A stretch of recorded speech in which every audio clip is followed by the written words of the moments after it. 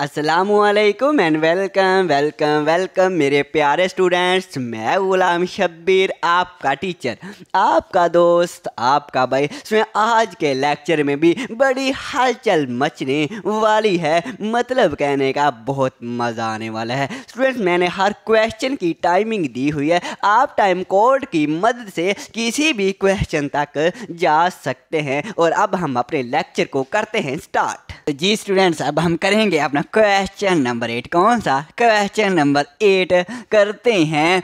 If angle is 130 degree, अगर हमारे पास एंगल 130 डिग्री हो एंड रेडियस जो है वो 28 सेंटीमीटर हो, ठीक है, हमें रेडियस भी दिया गया है, एंगल भी दिया गया है। तो यहाँ पे मैं बनाना लूँ आपके लिए। हाँ जी सर जी, हमारे लिए आप बना दें। रेडियस हमारे पास कितना है? रेडियस तो हमारे पास 28 सेंटीमीटर है और एंगल कितना है? एंगल कितना है? 130 डिग्री। तो ये मैं यहाँ पे, ये हमारे पास जो एंगल है ना, ये 130 डिग्री। ओके हो गया। Then what will be the arc length, हमने आर्क लेंथ फाइंड करनी है। यही आर्क लेंथ, लो जी, हमने आर्क लेंथ फाइंड करनी है। मुश्किल काम दिया, वही काम दे दिया। कोई मुश्किल सा तो काम देता हमें। आप भी कहेंगे मुश्किल काम तो देता, आर्क लेंथ दिया, ये तो पहले भी हम फाइंड कर लेते हैं, ये तो हम पहले भी फाइंड कर लेते हैं। हाँ जी सर जी, आगे देखें। एंड द सेक्टर एरिया, और सेक्टर एरिया फाइंड करना ऑफ द सर्कल। ये जो हमारे पास सर्कल है, ये इसका जो सेक्टर है ये वाला, इसका ये एरिया हमने फाइंड करना है। तो ये कौन सा मुश्किल है? एरिया ऑफ सेक्टर का फार्मूला दिया गया है, तो फार्मूले की मदद से हम सेक्टर एरिया भी फाइंड कर लेंगे, कोई मसला नहीं। ओके चलो फिर हम स्टार्ट करते हैं। आ जाएं आगे आगे हो जाएं, आगे आगे हो जाएं। सोल्यूशन लिखते हैं। सोल्यूशन मैंने लिख दिया। अब हमारे पास क्या क्या गिवन है? हमारे पास एंगल भी गिवन है, angle x equal to 130 degree है और रेडियस भी दिया गया है 28 सेंटीमीटर है। हमने आर्क लेंथ फाइंड करनी है, मतलब L फाइंड करना है, और हमने area of a sector, sector area find करना है। लो जी, मैंने लिख दिया लेंथ फाइंड करनी है और सेक्टर एरिया फाइंड करना है। ओके, यहाँ पे भी लिखते हैं वी नाउ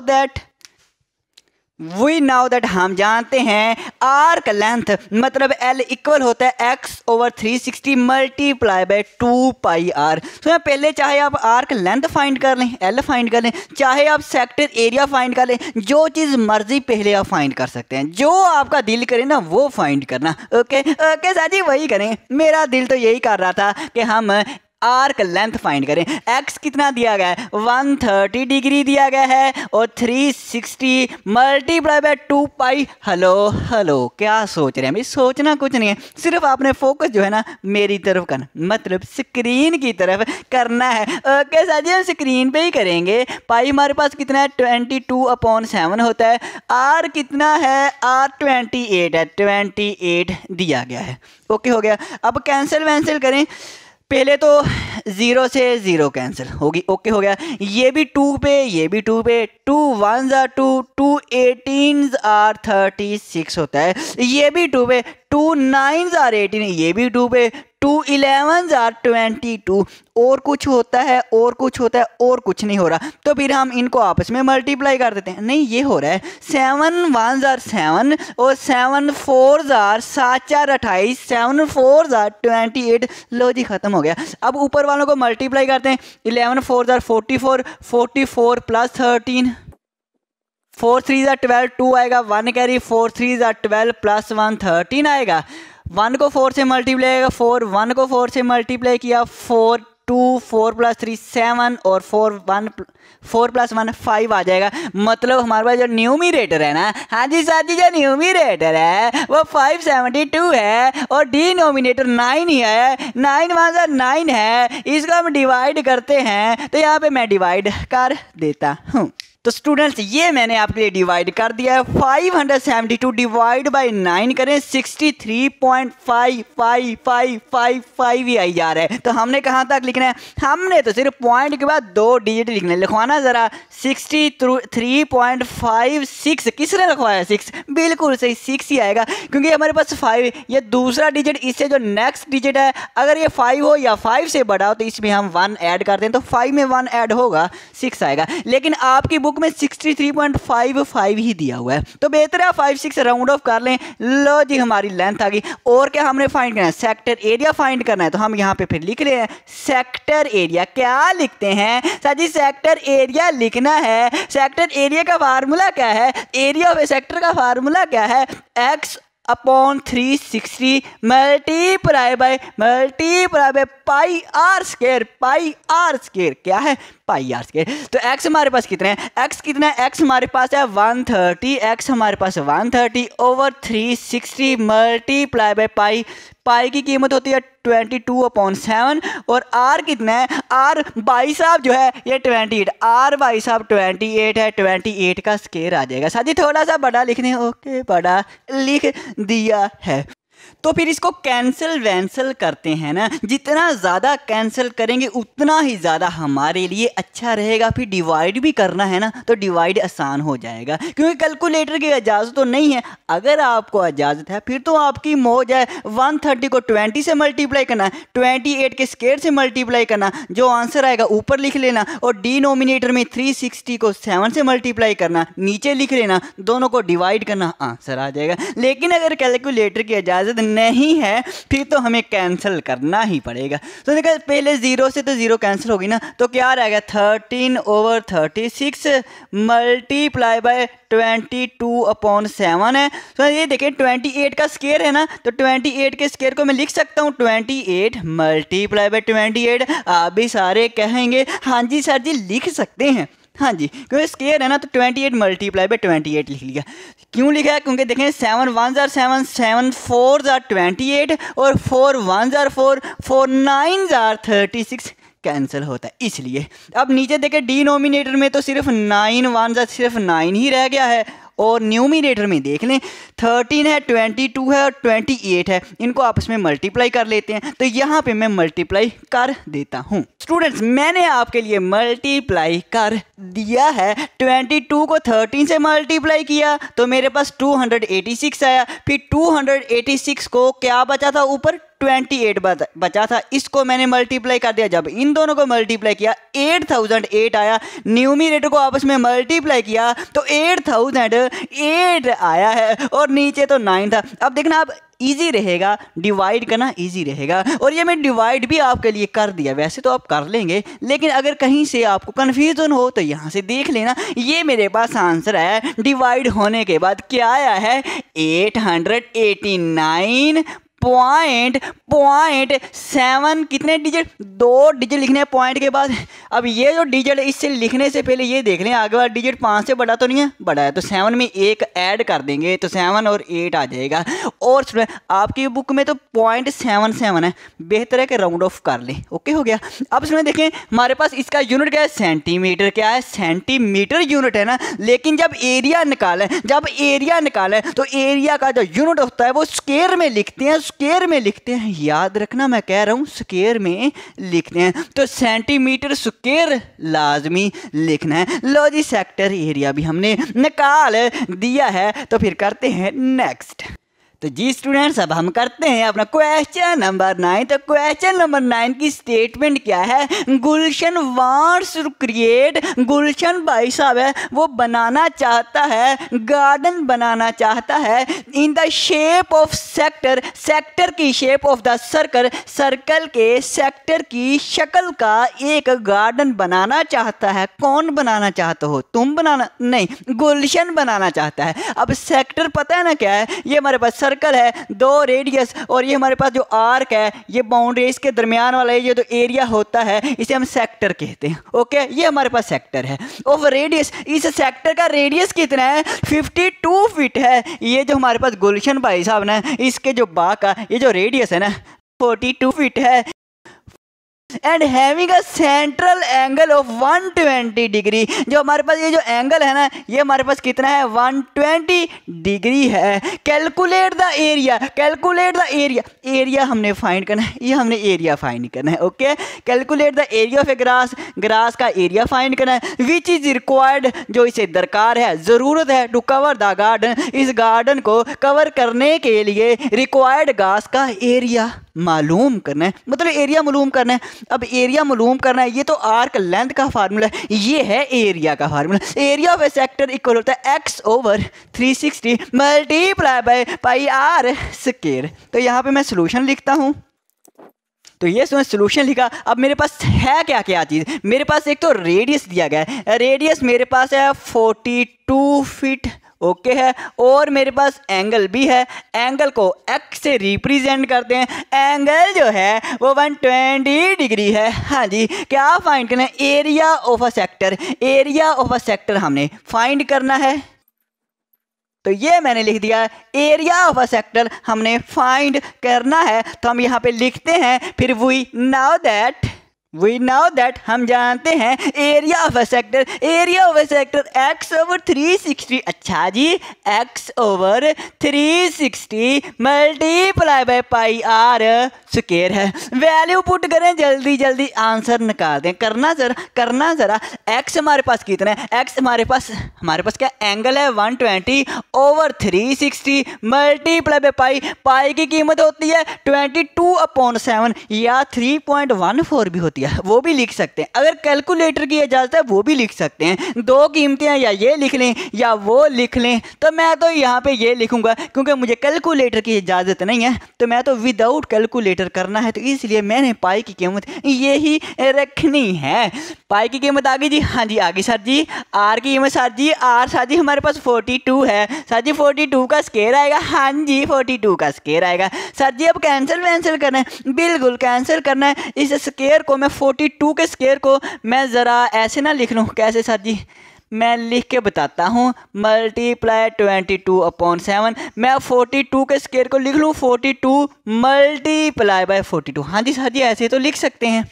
तो फिर अब कैंसिल करें, जितना कैंसिल करेंगे उतनी ही अच्छी बात है। 0 से 0 कैंसिल होगी, हमारे पास 12 1 12, 12 2 24 और 12 3 36, 12 3 36, और ये हमारे पास 7 6 42 होता है, 7 6 42 होता है। ये देखें ये भी कैंसिल हो रहा है, 3 1 3 और 3 2 6, नीचे से सारा कुछ ही कैंसिल हो गया। चलो अच्छी बात है। अब ऊपर सिर्फ हमारे पास क्या, ऊपर हमारे पास 22 है, 2 है और 42 है। 22 मल्टीप्लाई बाय 2 होता है 44, और 44 हो गया, और 42 को मल्टीप्लाई करते हैं, करना जरा साजी। 2 4 8 होते हैं, 2 4 साजी 8 होते हैं, 4 4 16, 4 4 16 प्लस 1 17, 8 8 प्लस 6 14, 7 प्लस 1 8, और ये आया कितना आया है साजी 1848 आया। क्या फाइंड किया, area of a sector find किया है।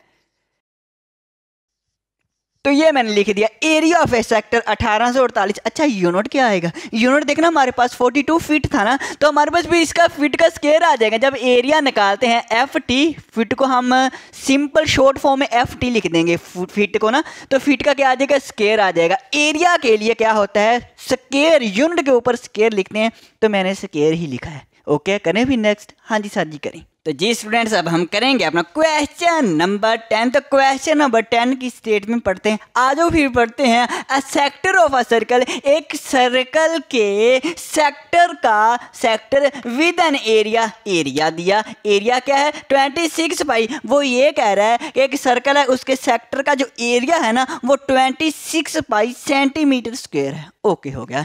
एंड हैज़ अ रेडियस, और रेडियस कितना है, ये जो रेडियस है ना 6 सेंटीमीटर है। व्हाट इज द मैयर करें ऑफ सेंट्रल एंगल मैयर करें। मतलब ये जो एंगल है ना, हमने एक्स फाइंड करना है, हमें इसका मतलब सेक्टर का एरिया दिया गया है, सेक्टर का एरिया दिया गया है, तो कौन सा फार्मूला लगेगा, आर्क लेंथ वाला, सेक्टर के एरिया का लगेगा ना, एरिया ऑफ ए सेक्टर, यही फार्मूला लगेगा।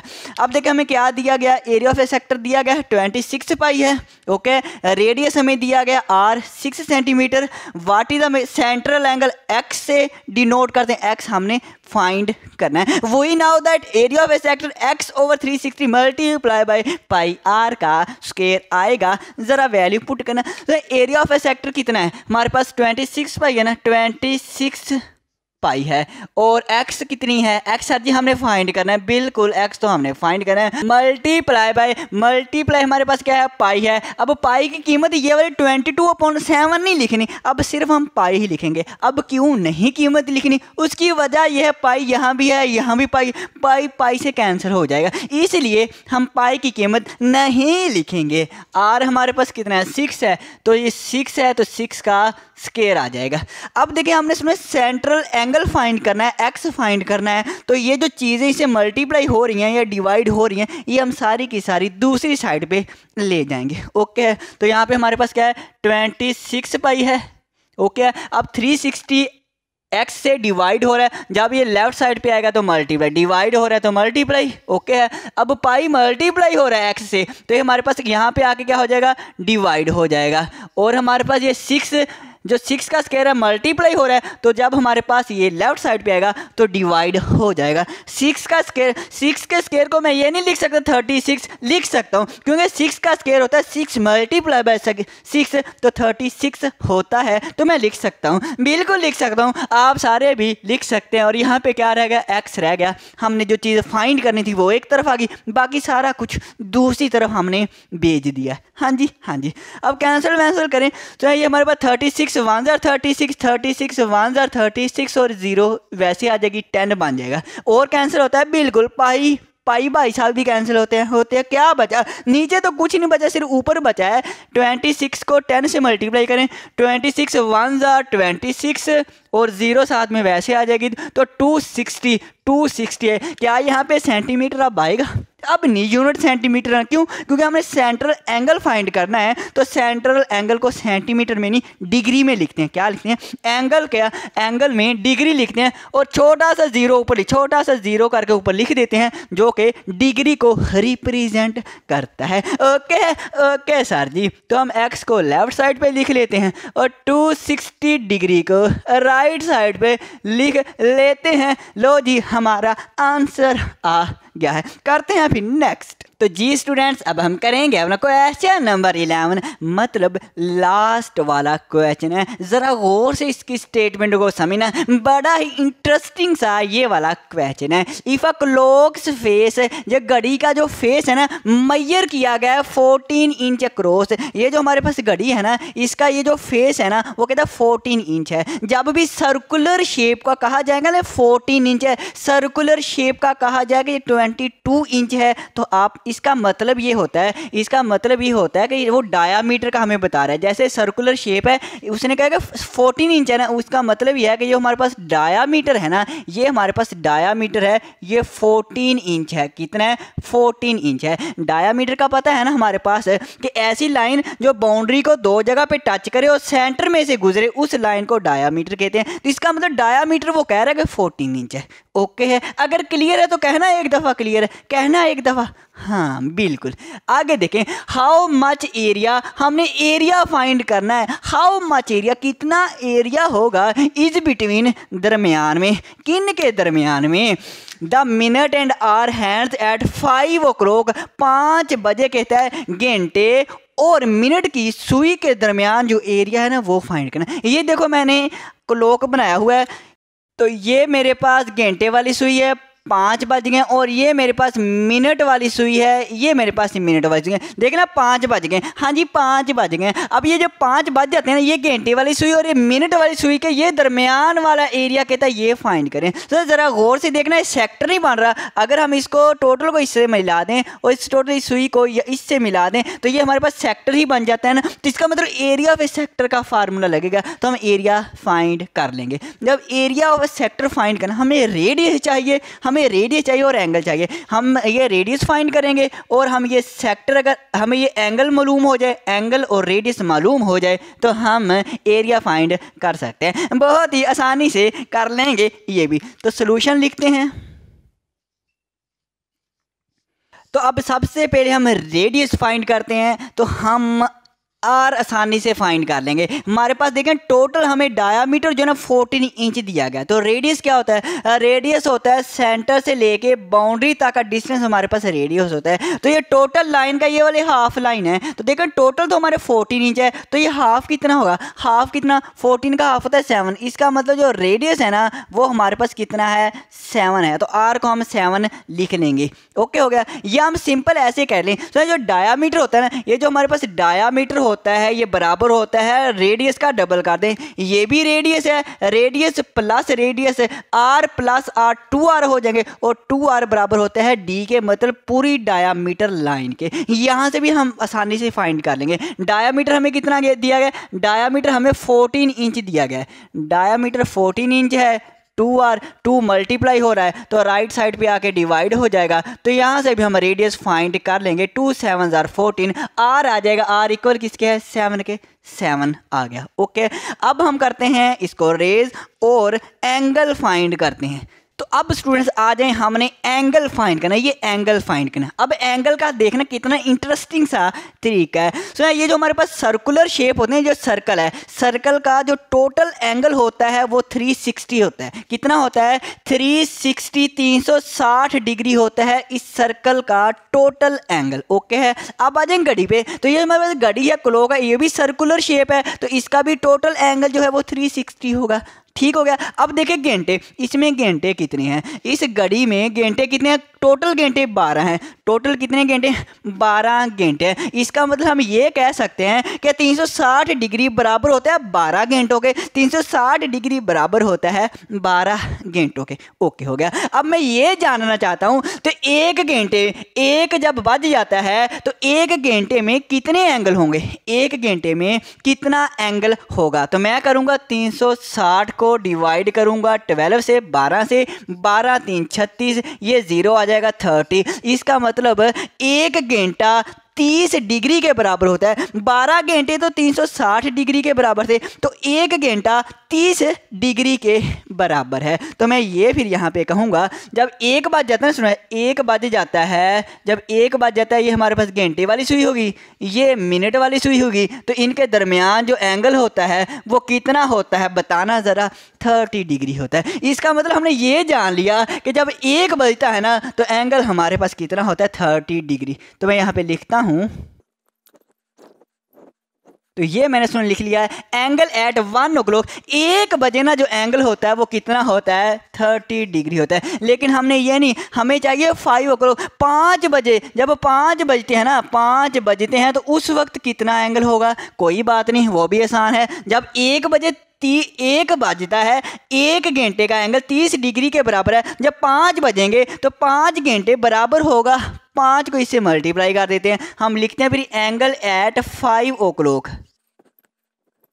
Angle eight 5 o'clock। 1 o'clock पे 30 है, 5 o'clock पे 5 बजे कितने? 5 से इसे मल्टीप्लाई कर देते हैं। तो 5 को 30 से मल्टीप्लाई करेंगे, 5 3 are 15 और 0 साथ में आ जाएगी 150 डिग्री। इसका मतलब जब 5 बजते हैं ना तो 5 बजते 5 घंटे बराबर होंगे 150 डिग्री के। तो ये हमने फाइंड कर लिया 150 डिग्री। इस तरह से हम एंगल को फाइंड करेंगे। हमने एंगल भी फाइंड कर लिया, रेडियस भी हमने निकाल लिया। तो अब हम एरिया ऑफ सेक्टर का फार्मूला निकालते हैं और इसका ये जो एरिया हमने फाइंड करना था मेन काम, अब वो हम करने लगे हैं। हम लिखते हैं वी नाउ दैट।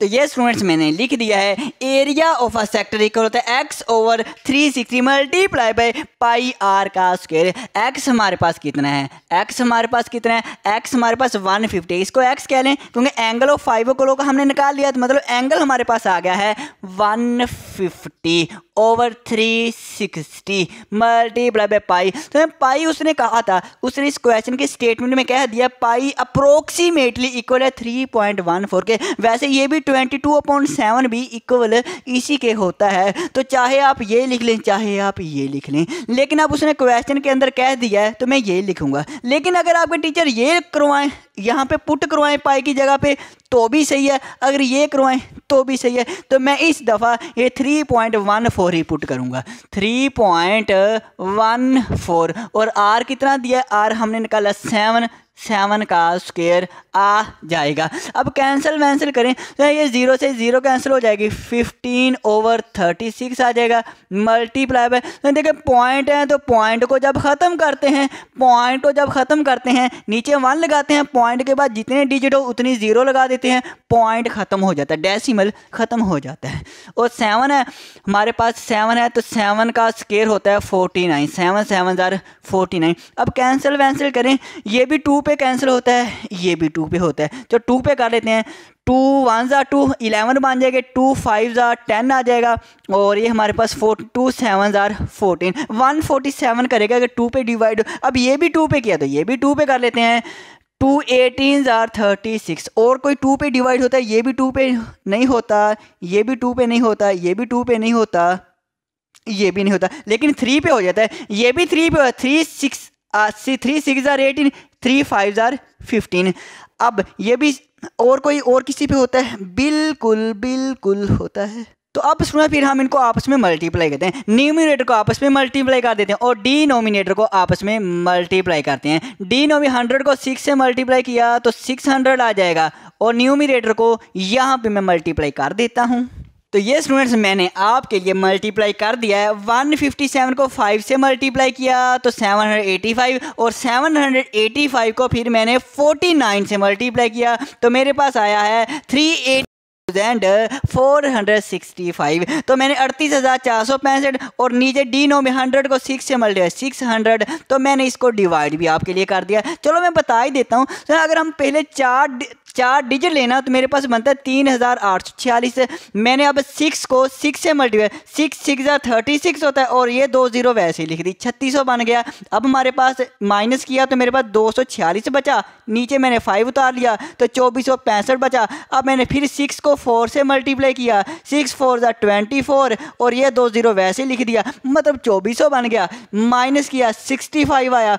अब मैंने फिर यहाँ पे पॉइंट लगाया, 0 यहाँ पे साथ में लगा दी, 650। 600 को 1 से मल्टीप्लाई किया, 600 आ गया, माइनस किया मेरे पास 50। यहाँ पे देखें मेरे पास कितना आ गया, 50 आ गया। अब मैं जब एक 0 लगा ली ना तो 500 बन गया। अभी भी ये 500 जब बन गया, अभी भी ये नंबर इससे छोटा था, फिर मैंने एक और 0 लगाई ताकि ये नंबर बड़ा हो जाए। जब मैंने एक एक्स्ट्रा 0 लगाई तो यहाँ पे हमें 0 लगानी पड़ेगी, फिर मैंने इसको 8 से मल्टीप्लाई किया, ये आ गया। लो जी हमारा आंसर आ गया। क्या आ गया आंसर? हमारे पास आ गया है 64.11 लिख लो, या पॉइंट के बाद 2 डिजिट लिखो, या पॉइंट के बाद 3 लिखने। आपकी बुक में उन्होंने 3 डिजिट लिखे हैं, इसलिए मैंने भी 3 लिख दिए। उसने कहा था एरिया फाइंड करें, लो जी हमने एरिया फाइंड कर दिया। तो ये हमने एरिया को फाइंड कर लिया है। अब स्टूडेंट्स हमने यूनिट तो साथ में लिखा नहीं, यूनिट भी लिखे। एरिया का यूनिट क्या है, तो इसमें देखें हमारे पास 14 इंचेस है ना, तो इसका रेडियस हमारे पास 7 इंचेस, रेडियस हमारे 7 इंचेस बना था, तो इसका जो एरिया बनेगा वो इंचेस स्क्वायर बनेगा, इंच के ऊपर स्क्वायर आ जाएगा, या आप स्क्वायर इंच लिख लें। आप इस तरह से लिख लें, स्क्वायर SQ स्क्वायर, इसके बाद इंच लिख लें। लो जी हमने यूनिट भी लिख दिया है। तो स्टूडेंट्स फिर आज के लिए इतना ही काफ़ी है। अब हम मिलेंगे अगले क्वेश्चन में, ओके, अगली एक्सरसाइज में। दुआओं में याद रखना। अल्लाह हाफिज़, अल्लाह हाफिज़।